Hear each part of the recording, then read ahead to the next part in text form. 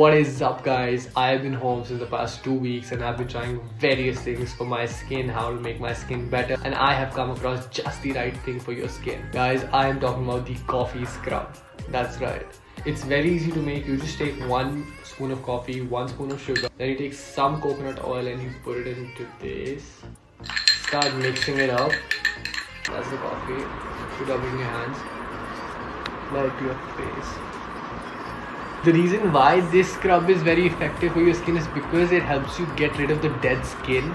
It also helps you get rid of the inflammation that you might have. Once you're done with rubbing it over your face, let it sit for 10 to 15 minutes. I just removed the face scrub. After 15 minutes, I washed my face with normal water and a face wash. I kept it till 15 minutes. आप लोग 20-25 minute के लिए भी रख सकते हो. And for best results, use the same routine 2 times a week. It would give you immense results.